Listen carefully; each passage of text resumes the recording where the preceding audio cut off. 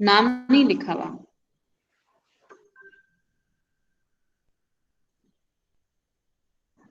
Okay. So we cannot admit their entry. It's very problematic for us. And do not share your link with anybody. If you feel that in the WhatsApp groups you are having people outside the organization, should do not share the link over there. At least my class link, do not share it there. Okay? Because you are here in the class and I'm sharing, there is no notification. You can get notification that we are having a class right now. Okay? So I feel that you would do the same thing as I ask you. Right. Can we discuss the conjunctive adverbs? Can we please discuss the conjunctive adverbs?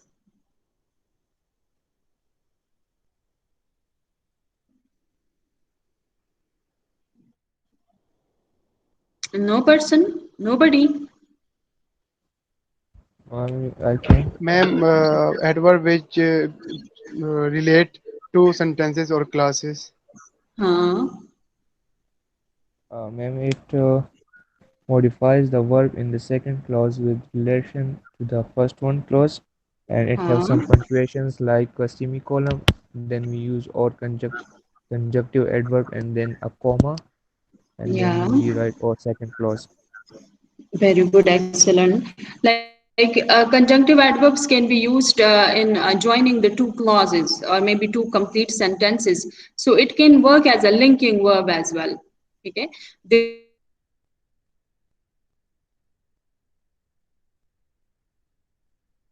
multiple people, because we are going to discuss as I said that we are going to discuss the structure of the sentence. So in the structure of the sentence you will see that most of the sentence are formed when it comes to something report writing, essay writing, or story writing, storytelling, event writing. Okay? In those things we do not focus on the choppy sentences. We have to write some long sentences, and those long sentences can be made with the, when we have a connection, can be made with the conjunctive adverbs, right? And these conjunctive adverbs can bring continuity as well.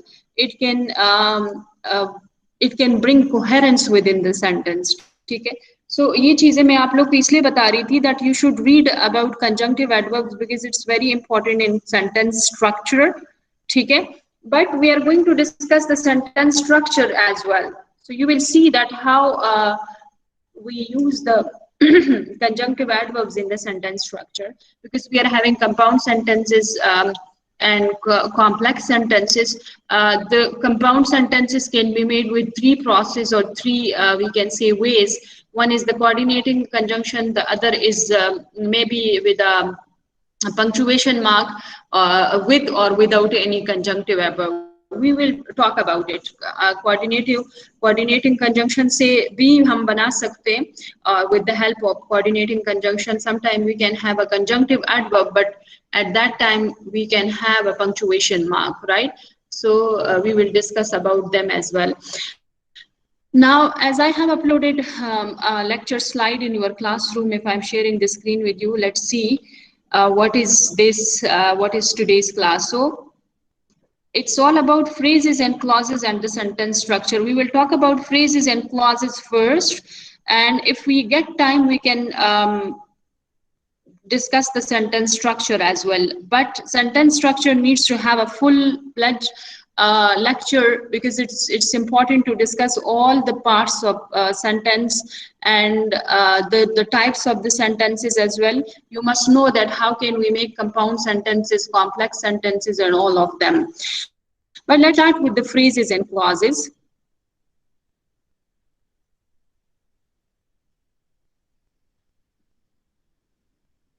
Right. So I have an internet issue today. Phrases and clauses. Let me talk about the definition from this document, and then we will discuss them in detail. See, phrases and clauses. What is a phrase?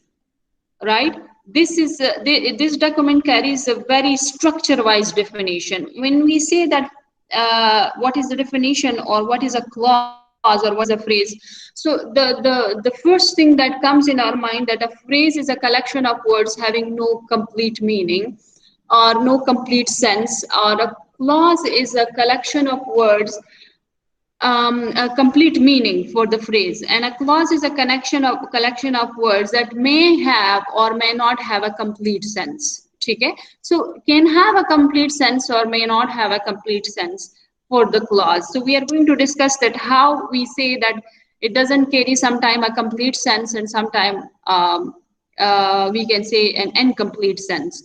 And phrase is obvious, it's a collection of words that does not carry any complete meaning, right? So over here in this definition in the document, it says that a phrase is a collection of words that may have nouns or verbals, but it does not have a subject doing a verb.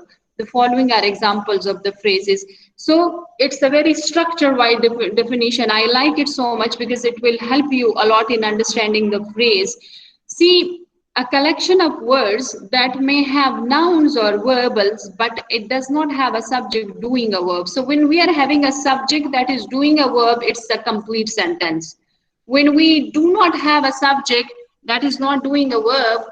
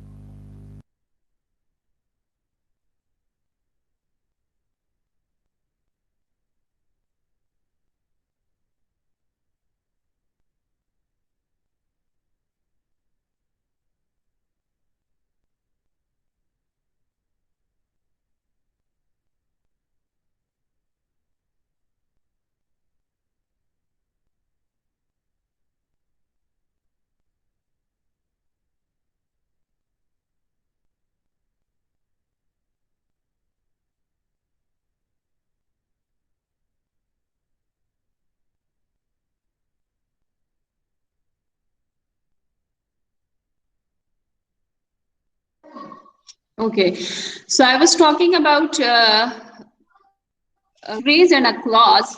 See, a phrase is a collection of words that may have nouns or verbal, but it does not have a subject doing a verb. The following are example of phrases. See, leaving behind the dog, smashing into a fence before the first test, after the devastation between ignorance and intelligence, broken into thousands of pieces because of her glittering smile.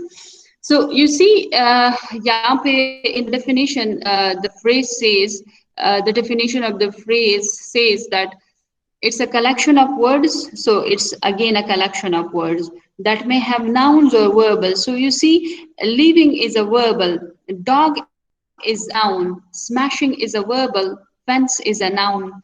Before the first test, so you see this test is a noun. After the devastation is a noun. Before ignorance and intelligence, noun. Broken into thousands of pieces. So broken is a verbal and thousands of pieces. You know, it's like an adjective and then a noun. And then this smile, again a noun. So may have verbals or nouns.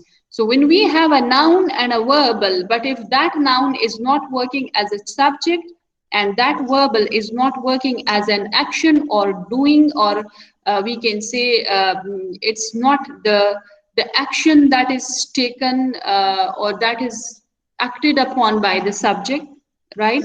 Then this collection is carries no complete sense or no complete meaning at all. Okay, but it does not have a subject doing a verb. Now this dog is a noun, but it is not working as a subject. Now this leaving is a verbal, but it is not working as a verb or action of the particular subject. Okay, so these from these example we can see that phrase is a collection of words, but it is not having a complete meaning because the fact is it does not carry any subject that is doing a verb. So in these examples above we will find nouns like dog, fence, test, devastation, ignorance, intelligent, thousands, and pieces. You also have some verbals like leaving, smashing, broken, etc., but in no case is the noun functioning as a subject doing a predicate verb. So they are all phrases. So I hope it is clear now that they are all phrases. Now, there are so many types of phrases. When we talk about it, see, they like in these examples, leaving behind the dog. So it starts with a verb. So it can be a verb phrase. The second one is a verb phrase. Before the first is a prepositional phrase. After the devastation, prepositional phrase. Between ignorance and intelligence, prepositional phrase. And this one is a verbal phrase. And because of her glittering eyes, we can also say that this is a conjunctive we कह सकते हैं, but we can also say that it's a glittering smile, right? So it's like the gerund or maybe the adverbial uh, phrase, right? So now let's talk about the phrases and the clauses in detail. As I have opened another tab for you people, which is like the whiteboard. If I'm sharing the screen, you can see. Noun phrase, like there are so many types of phrases. When you Google this particular topic, types of phrases, you will see there would be a list of or a long list of phrases. But let's talk about some of them. What is a noun phrase and a verb phrase, an adverbial and a gerund phrase, infinitive phrase and prepositional phrase? So we are having at least 6 types of phrases. Okay, the lady. So it's like for example, if I say the lady, if I say the beautiful girl,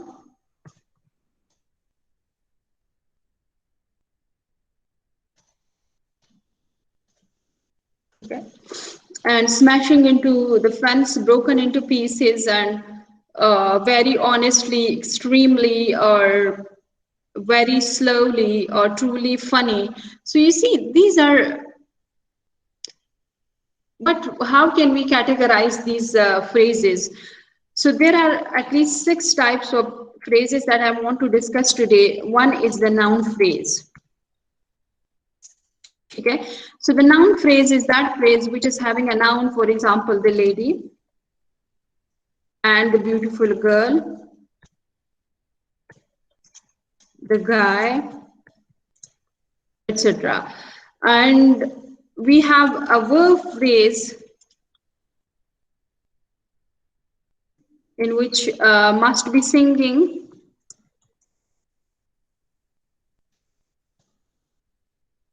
is going, smashing into the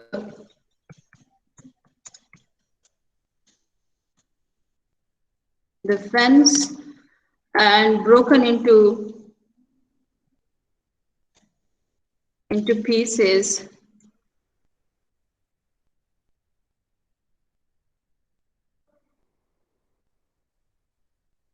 Broken into pieces.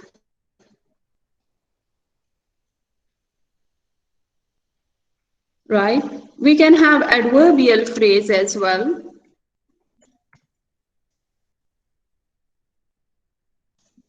Adverbial phrases are very honestly,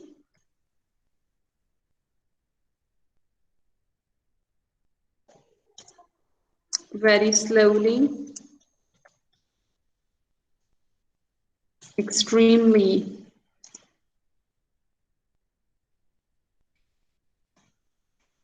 extremely funny,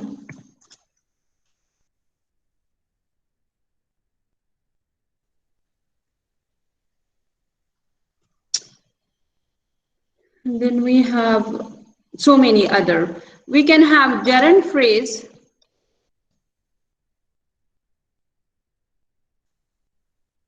like dancing at the party,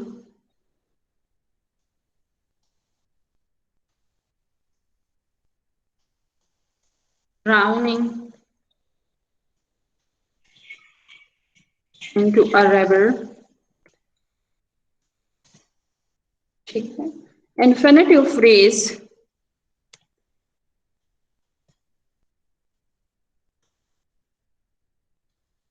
In infinitive phrases, you know, infinitive is when we put to with the base form of the verb, it makes infinitive. For example, to surprise,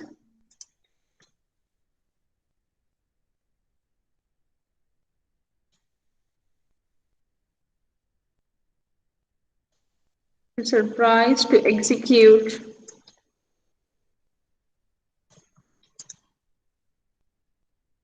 to establish, to remove, etc. Prepositional phrases are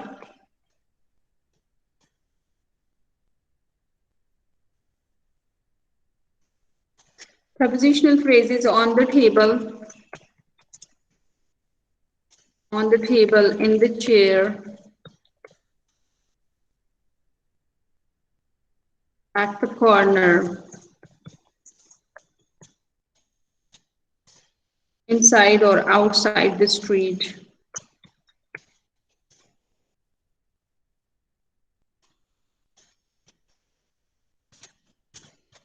Outside the street, etc. Or the house.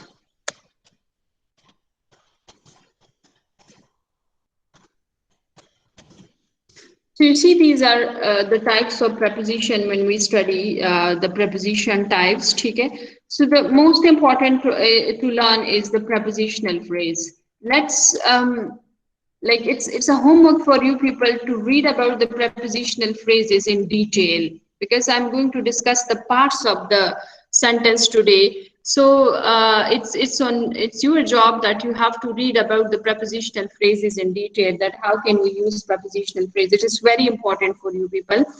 Now, before going into the discussion of clauses, as I said that we have to discuss phrases and clauses today. Now, phrase and a clause, as I said, that the phrase is a collection of words having no subject doing a verb. In case of a clause, we are having a subject that is actively doing a verb, but it sometimes it can start with a subordinating conjunction or a relative pronoun. So that subordinating conjunction and a relative pronoun makes the clause as a dependent clause. So in case of dependent clause, it does not carry any complete sense. I'm not talking about meaning, I'm saying any complete sense. So for making the complete sense, it has to be attached to another clause or another fragment. Then we can have a complete sense. For example, over here, in this document, it says that a clause is a collection of words that has a subject that is actively doing a verb. The following are examples of the clauses. But in these examples, I show you that how it does not carry any complete sense. Since she laughs at diffident men, I despise individual of low character when the saints go marching in. Obadiah Sampson is uglier than a rapid dragon, and then because she smiled at him. So in these sentences, only this one, I despise individual of low character, this one and this second last one, these are the complete clauses. These are the independent clauses. They do not need any other fragment for its complete sense, though all of them carries a subject that is actively doing a verb. So over here, if you see, she is a subject that is doing a verb laugh, and I is a subject that is doing a verb despise. Over here, the sense is the subject that is doing a verb go, and Samson, and it's like a state of being, right? Obadiah Samson is uglier than a rapid dragon. Over here, it's a subject. She is a subject that is doing a verb smiling. So in the above example, we find either a noun or a pronoun that is a subject there is a bold print, but these like this she and these I, the sands and this Samson and she, these are actually the subjects attached to a predicate verb underlined in the each cases. So over here you see in the second example, You can see since she laughs at diffident men, I despise individual. I is in bold, she is in bold, Sans in bold, Vidya Sampson is bold, and she is bold. So over here it shows that these are the subjects that are doing we can say actively doing a verb, and the verb is already there. So if you see, if in these sentences, if this sentence, if we or this clause, if we focus on the second clause, it can stand alone because it does not starts with any subordinating conjunction, or I mean like since or because or who or whose or that or which, etc. So when it starts with who, whom, that, which, etc., or we can say if it starts with a subordinating conjunction, for example, since, because, far, though, although, and so many things. Okay? If it starts with a subordinating conjunction, again, it does not carry any complete. Since she laughs at diffident men, why? Right? So when the saints go marching, and what? When what? Right? Because she smiled, because why she smiled, right? So there, it should have a complete sense, and for to achieve the complete sense, we have to attach this fragment or this clause to another clause or another fragment in a sentence in order to get a complete meaning. So if the clause could stand by itself, over here the second one and the this last second, both of them that can stand alone. So if they could stand by itself and form a complete sentence with punctuation, we call the clause as an independent clause. So the following are independent clauses. So see, this one and this one are independent clauses. We could easily turn independent clauses into complete sentence by adding appropriate punctuation mark. So we can also say that independent clauses are the simple sentences. We can also call them simple sentences or sentences because they can stand alone, and it's the primary definition of the sentence that they can stand alone, they carry a complete sense, and there is no need of another fragment to be attached to any sentence. Okay? So we could easily turn independent clauses into complete sentences by adding appropriate punctuation marks. We might say, I despise individual of low character, or we might write, Vidya Sampson is uglier than a rapid dragon. We call them independent because these types of clauses can stand independently by themselves without any extra words attached and be complete sentences. So I hope it is clear that we are having two types of clauses. Then we have dependent and independent clauses, but the difference between the phrase and the clause is that in phrase does not carry any verb that is doing a verb, while clause carries a verb that is actively doing a verb, but in some of the cases the clause do not carry any complete sense. I'm not saying any complete meaning. I say complete sense because they can start with a subordinating conjunction or with a relative pronoun. We will talk about the relative pronouns in the other lecture because it's a very proper lecture on the relative pronouns and the relative clauses. Okay? They are very important to discuss. It's the part of the sentence we will be discussing relative clauses in detail. Now, dependent clause is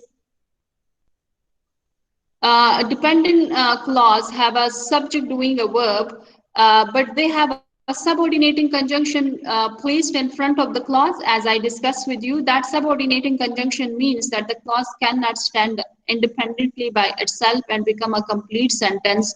Instead, the dependent clause is dependent upon another clause. It can't make a complete sentence by itself, even though it has a subject doing a verb, right? So it is having a subject doing a verb, but it cannot make a complete sentence because it starts with a subordinating conjunction or maybe a relative pronoun. So the common subordinating conjunctions are dependent word, and dependent words are after who, whose, these who and whose and whom, they are relative pronoun actually, right? When since, that is a relative pronoun, and what, whatever, until. um, let's wait for a minute. Wait.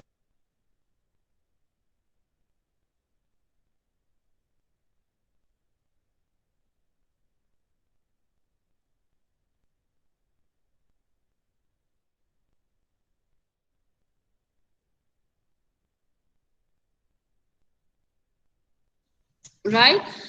So you see in subordinating conjunction, we have after, who, whose, whom, before, when, while, as if, which, so that, even though. These are the subordinating conjunction.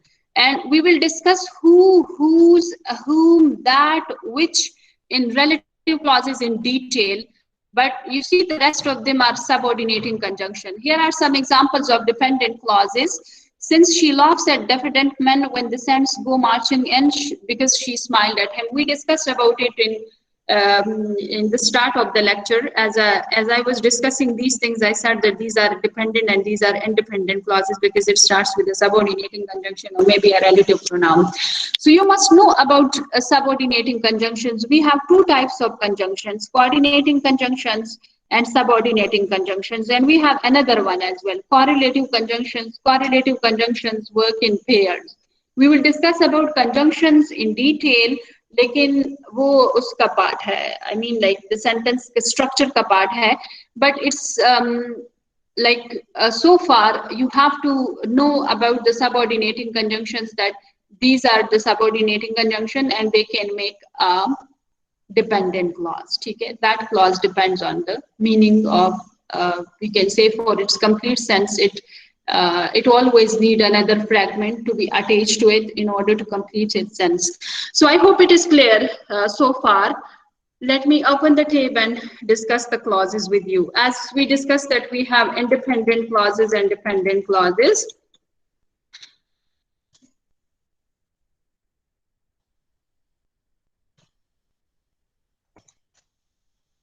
ठीक. So when we discuss the structure of dependent or independent clause, it's actually the subject. It's the subject plus predicate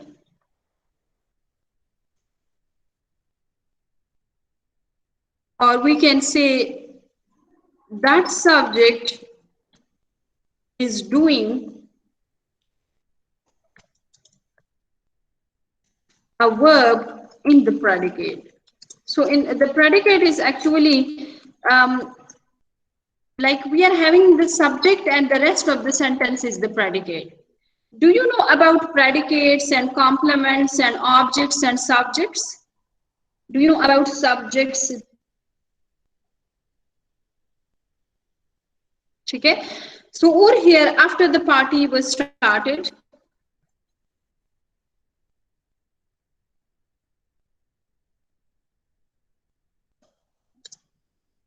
or she went, they left,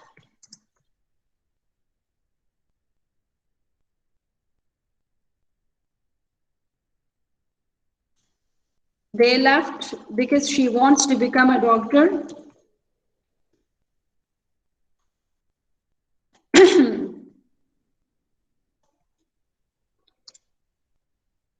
To become a doctor, or she likes physics. Rather, we should like, he likes physics. Or Ali is uglier than Saima, though they wanted to leave the place.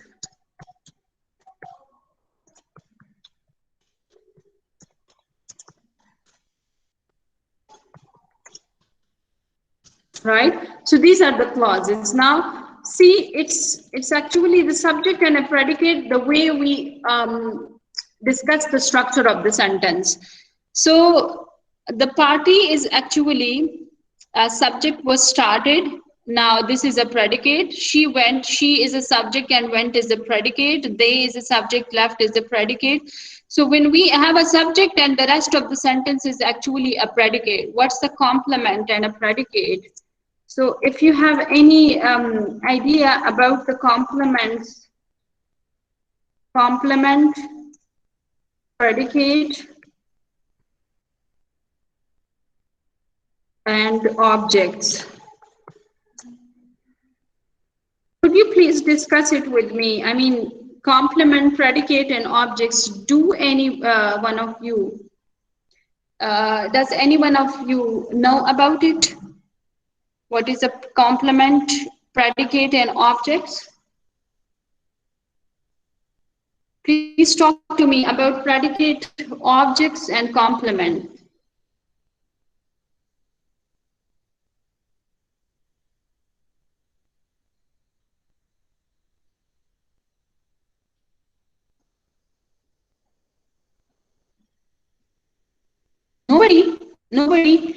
Nobody knows about complement, predicate, and objects. Ma'am sentence को complete करने के लिए complement use होता है और subject के बाद जो कुछ भी सेंटेंस में आता है वो प्रेडिकेट कहलाता है। हाँ,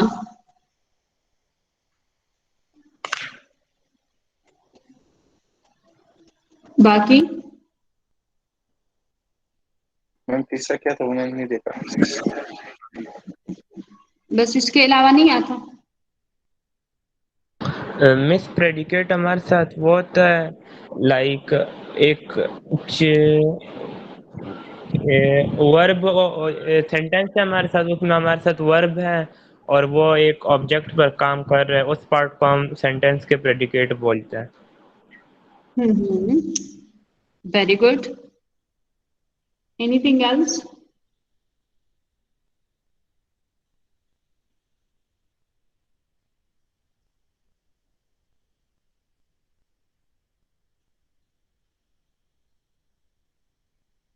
Nobody?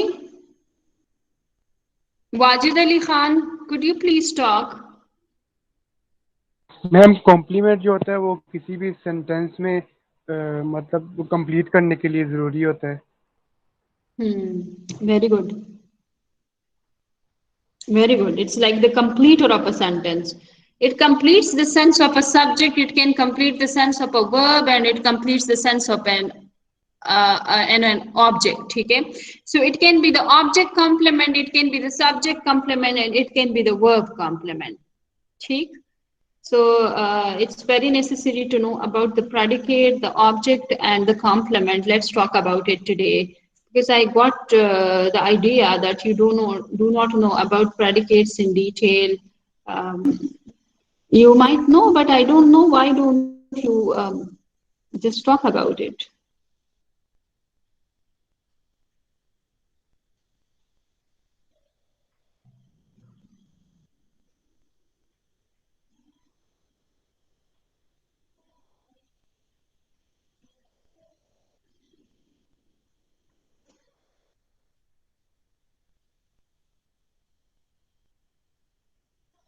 Okay, let's start with the complement, predicate, and objects.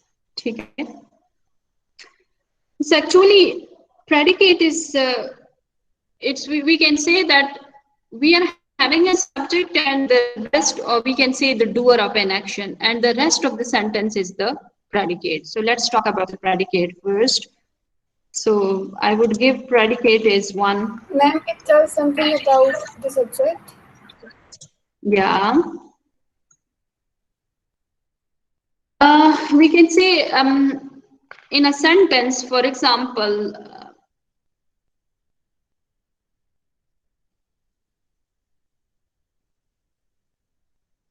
the glacier melted, broke apart, and slipped into the sea.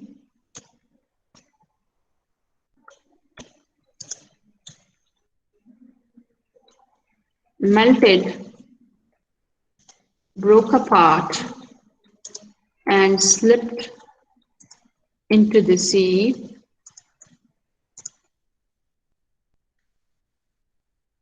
And she left.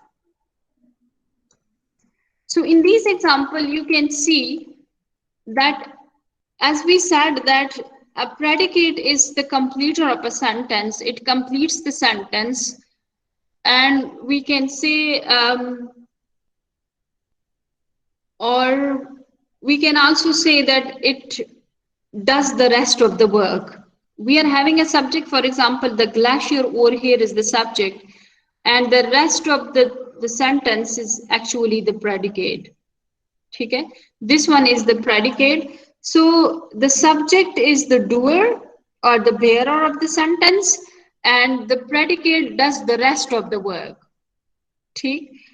It can consist of we can say a verb, a compound verb, or it can be sometime a simple verb, right? A compound verb over here, you see, melted, broke apart, and slipped into the sea, and she left. So this one is just a single verb. So it can be a compound verb, or it can be just a verb. Okay, or we can say it can be a verb string. For example, over here you see melted and broken apart. If we say melted and broken apart, so it's a compound verb, or we can say a verb string. Okay. So melted, broke apart, and slipped into the sea, these are the compound words or the compound verbs or the verb strings. Okay. So that predicate can be the verb string, or it can be a compound verb, or it can be just a single verb, right? So actually a predicate is a collection of verbs, or maybe the compound verb, or it can be the verb string, or it can be just a simple verb, right? So the rest of the sentence is like, except the subject, the rest of the sentence is actually the predicate. It completes the sentence. I mean, like, if we are having a subject, that's actually just a phrase. Like, it can be just a phrase. For example, if I see the glacier, so the glacier is a noun phrase. Now, if we remove this melted, broke apart, and slipped into the sea, it's just a phrase and it's a noun phrase. So it completes the sentence by having compound verbs or verb strings, or just a simple verb, jaise hum kehte she left, right? So we can have this sentence as well. For example, if we take the first sentence, the glacier melted, right? So the glacier melted, it's actually one verb. It's just a simple verb. Now, if we say the glacier melted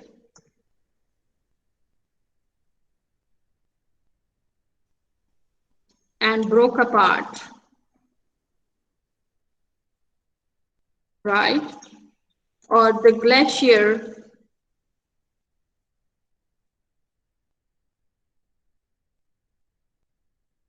has been melting. So you see, in this example, the predicate is it's the completer of a sentence, or we can say except the subject, the rest of the sentence is actually the predicate, right? It tells us about the subject, or it does the rest of the work. I mean, like, we have a subject or a doer, or we can say a bearer of the sentence, and except that bearer or doer, the rest of the sentence is actually the predicate. Okay. So we have a verb string, we can have a compound verb, or we can have a verb, right? So that is एक subject है, और बाकी जितने भी words है हमारे पास sentence में, it's actually the predicate. अब उन sentence का जो predicate है उनमें भी parts है, ठीक है?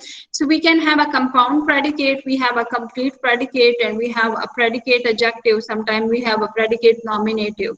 So when it names when it is giving the name, for example, if we talk about an we can say a subject, and if that is giving the name to the subject, another name to the subject, it's talking about the name to the subject, it's nominative. If it is we can say giving us a quality or a quantity of the subject, it's actually a predicate adjective.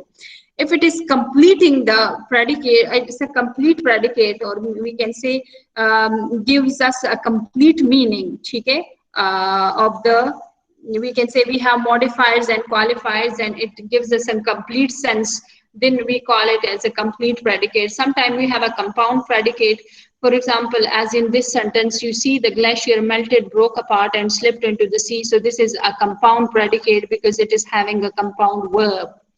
This one is simple predicate, and the rest of them, as we have more compound verbs, or we have verb strings, we can say that they are compound predicate, or they are nominative predicate when it gives it a name, or they are predicate adjective when it is actually giving us the quality or the quantity of the subject. For example, if I say Saima is beautiful, her behavior is aggressive, right? So we can say that it's when we talk about something giving us an adjective, it is giving us a quality or a quantity of the subject. It's actually a predicate adjective. When it is giving us the name of a subject, for example, if I say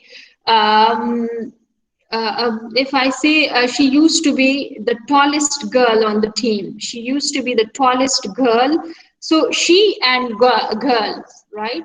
So she used to be the tallest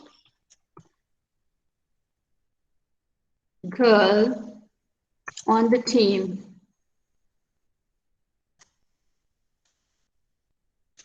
Over here, this tallest is actually a nominating. I mean, like, it is giving us the idea about her, right? So she used to be the tallest girl on the team, or she used to be the tallest. If there is no girl, this tallest is actually a predicate adjective. If we say she used to be the tallest, or she's beautiful, or her behavior is aggressive, or things like that, so we can see that they are adjective, they are predicate adjective, and the predicate nominatives gives us the name. Okay. If we say Dr. Ali Khan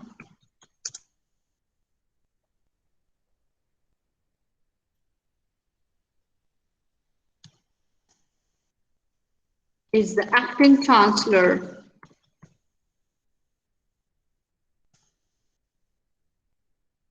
of university, right? So over here, acting chancellor it is used for Ali Khan or maybe another person. Okay. So over here, this is actually a nominative predicate or a predicate nominative. Now we talk about we should talk about the objects now. Now, what is an object? Object is actually the receiver of an action. It's actually on whom the subject perform an action. Okay. It's the receiver of an, we can say, the verb is an action which is performed by the subject or the doer, and object is the receiver of that action. I mean, like, the subject performed that action on the object. So it is the receiver of an action. So there are two types of receiver. One is the direct receiver, the other is the indirect receiver of the subject. So if a subject is directly working on the receiver, I mean, if it is a direct receiver, we can say it's a direct object. If it is an indirect receiver, it's actually an indirect object. So an object is the receiver of an action within the sentence. For example, if we say he hits the ball. Okay.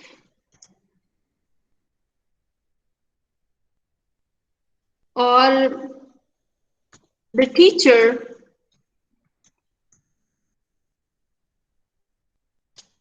gave her students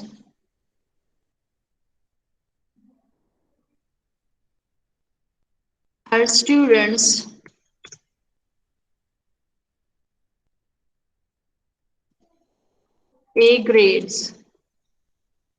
Or we can also say A's. So the teacher gave her students A's. Now in this sentence, over here, this one, the first example, he hits the ball. So the ball is a direct receiver. right, of hitting. So this hit is actually the action which is done by the doer. So this doer is actually performing the action directly on the ball. Okay. Now the teacher give her students A grades. Over here, A grade or A's are actually the direct receivers which are performed by the teacher, which the action is performed on it, right? While her students is an indirect object. Okay, because when the receivers are of two types, when the object, we can say the subject is doing a verb for doing a verb, I mean like doing the action for that object, it is actually the indirect object. When it is doing a verb on the object or the receiver, it is actually a direct object. Okay, so when it is doing, or when the subject is doing an action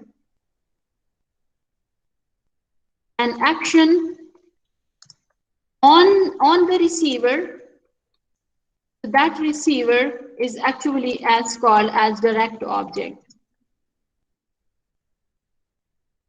When it is working for, right, when it is doing or doing an action for the receiver, right, so that receiver is called as an indirect object. Okay, so this indirect object and the direct object are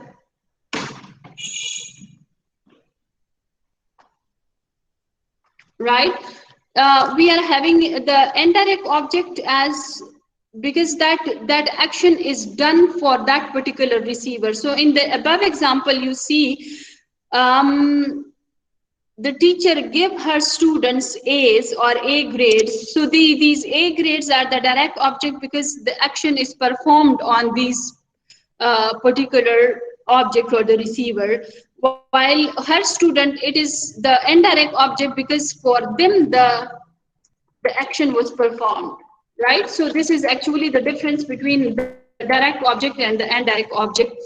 Now there are some examples that if we see the grandma, there is another example, like see the grandma.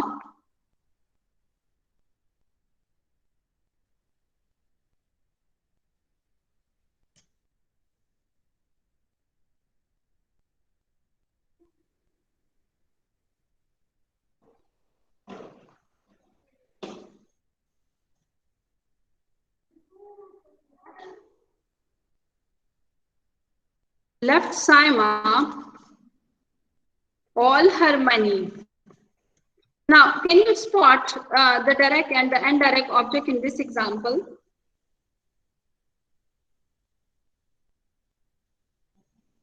Right? Now, in this example, you see the grandma left Saima all her money. So her money is actually, this money is a direct object, and Saima is an indirect object because it is the receiver, right? It's actually the receiver or for whom the action was performed, or to whom the action, on whom the action was performed, or on which the action was performed. It's actually the direct object, or for whom the action performed is performed by the subject. It's actually the indirect object. Okay, so Saima over here is an indirect object. We can also say Hamza sold me her boat, right? So every time when we have these words like me, her, us, him, us, him, them, etc. All of them are mostly as called as the indirect objects. But there are some cases, there are some exceptions where we say that they aren't working as indirect objects mostly, because not for all the time, or we can say accidentally, or we can also say that it can be the exception cases as well, that they can be called as the direct objects. They can be called as the direct objects. For example, in this sentence, bless me, or bless her, or bless him, etc. Or call me,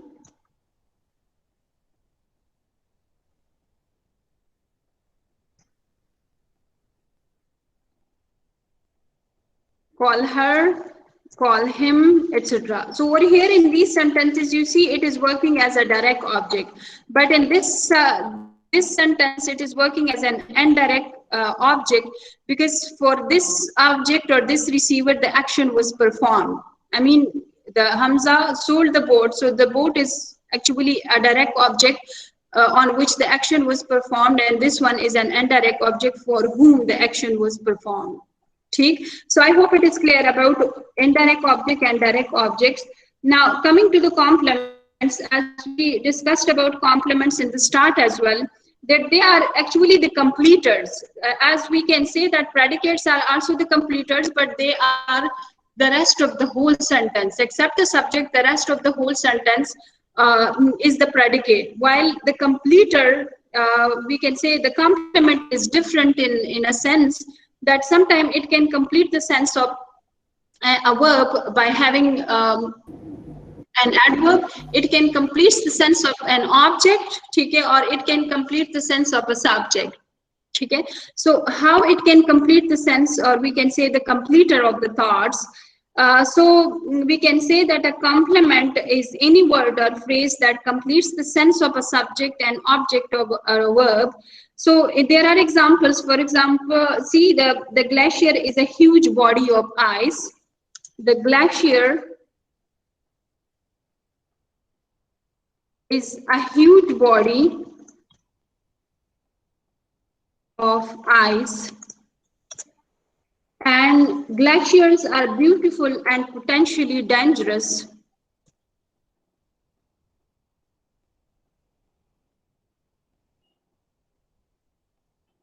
Beautiful and potentially dangerous. Could you please spot the complements? It can be the subject complement, it can be the object complement, and a verb complement. As I said, that they can be the completer of the sense of an object, the sense of a subject, the sense of a we can say a verb. So on the basis of those completion of the subject and the object of the verb, we have subject complement, we have object complement, and we have verb complements. Can you spot in these sentences, and can you please tell me some of the examples of these completers?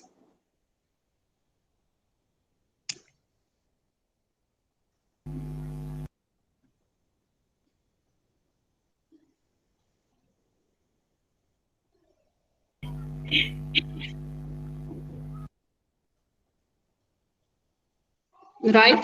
So in this example, the glacier are beautiful and potentially dangerous, or the glacier is a huge body. It's actually, we are talking about the subject, or it is completing the sense of the subject. And over here, beautiful and potentially dangerous, it's completing the sense, or actually it is the adjective which is used for the subject. So we can say it's a subject complement. We can have object complements. For example, they named their daughter Natasha. They named their daughter Natasha. Right? So in this sentence, you see, it's Natasha is actually the object complement. Okay? It's completing the sense of the daughter. Right? So they named their daughter Natasha. So it's the name of the girl. The name of their daughter is Natasha. It's completing the sense of the how or what is the name. So it is completing the sense of the object over here. They name their daughter. Daughter is actually over here, it's a direct object, and Natasha is the name, or it is completing the sense of that naming Natasha. Okay. So I hope it is clear. It's all about the subject complement and the object complement. And for you people, I'm giving you a homework. Please read about the verb complements, that how the verb complements. We talk about the verb complements in the start, but if you remember, they were actually the complements. So we are having, if we are having the direct object or we are having the indirect objects, or the we can say the predicates, जिसमें हमने predicate की बात की है, ठीक है? Those predicates are, if we see the predicates or the direct object and the indirect object, you can easily understand the verb complement. Okay, so it's for you people, it's a homework for you people to, when you go home or when you get some time, please read about verb complement. So it's a homework for you people today, right? So we are getting into the structure of the sentence as we talked about the phrases and the clauses, the predicate and the complements, right? Now, let's talk about the sentence. See, now getting to the structure of a sentence, or what is a sentence. Sentence can be called as a unit of writing or a unit of communication. It begins with a capital letter or ends with a period or a question mark or an exclamation point, okay, or exclamation mark. It can be a word or it can be a group of words, but it should express a complete idea, right? In case if it is expressing a complete idea, it's a subject and a verb. Or how it can be a word in a simple word as well. For example, if I say stop, there is an intended subject, but if I'm saying stop with a sign of exclamation should be there, because sign of exclamation or these expression shows us the complete sense, because there is an intended subject. We say you stop, right? So sentence is the unit and it begins with a capital letter. It's the structure of the sentence, and it ends with a period, I mean the full stop, or it can be the question mark or an exclamation point. So when it's a one word, it's always ended with an exclamation mark, because that exclamation mark is actually putting a meaning of an intended subject, you stop, right? So we can have different types of sentences. I mean, like you have been reading these types of sentences on the basis of purpose, that for which purpose we are using the sentence. I mean, whether it is declarative sentence, interrogative sentence, where we make a statement, we ask a question, or we have a negative statement, right? So we have negative sentences, interrogative sentences, declarative sentences, and so many assertive sentences, or just make command or all that. Those sentences are on the basis, or types of sentences are on the basis of purpose, that for which purpose we are writing those sentences. So it's very easy. You can pick any grammar book and you can read it from there, or you can also have like Google it on in the Google, and you will get a list of those types of sentences on the basis of its purpose, that we have declarative and so many other types. Today I'm going to discuss the types of sentences on the basis of its structure, that how we structure or we write a sentence. So we have 4 types of structures of a sentence, and on the basis of those structures, we are actually having 4 types of sentences, and they are simple sentence, compound sentence, complex sentence, and complex compound sentence. Complex compound sentence.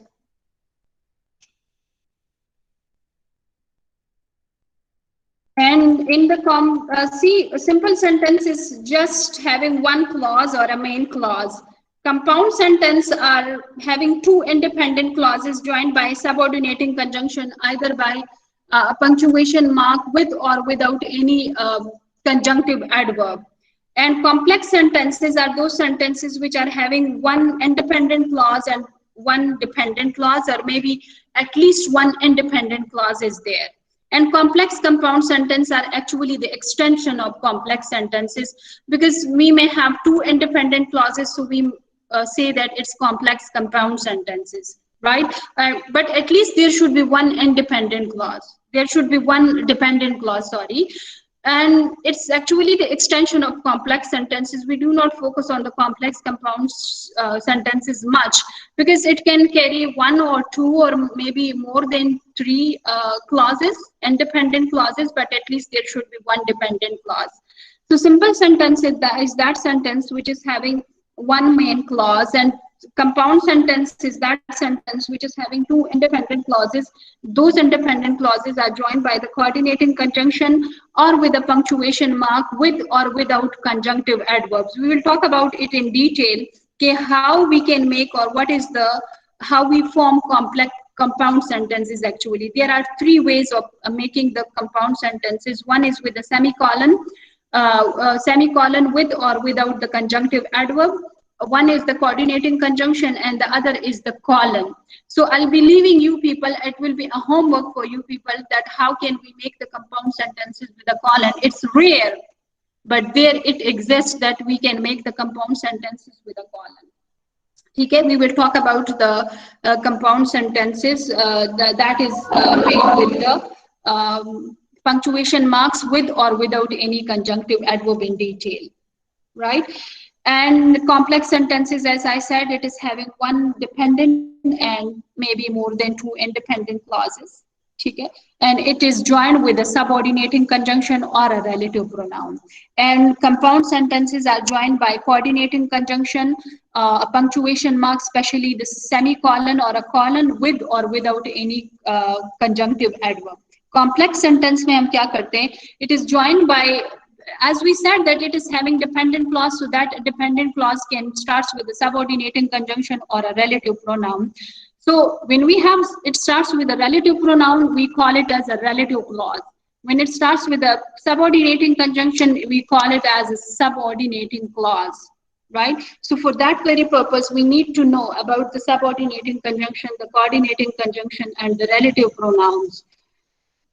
So starting with the coordinating conjunction, subordinating conjunction, and relative pronoun, then we can get into the structure of the sentence, which is actually important for us to know. So I hope it is clear. I hope it is clear so far. If there is any question, you can ask me. Hiba, you were asking something? No, ma'am. Okay, so your mic was on, that's why I asked. Hamza, do you want to ask something?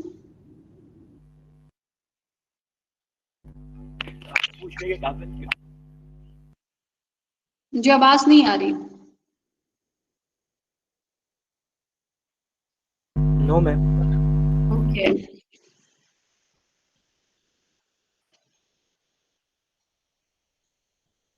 Is it clear now? Yes, ma'am. Yes, ma'am. Okay. Could you please, all the CR, I request Abdul Rahman, where is he, and the other one, who is the CR of section B? Yes, ma'am. Hamza Ijaz, you left that CR ship. Who is the new CR? I just forget. Osama. Usama, where is Osama. he? He's at class. Okay. Tell him to send me the attendance of today class. We will talk about sentences in detail in the next class. I may not take the classes in the next week because Eid hai, to aap log apni ibadat puri kare. I'm stopping the recording. Okay? I'll upload the recording once I get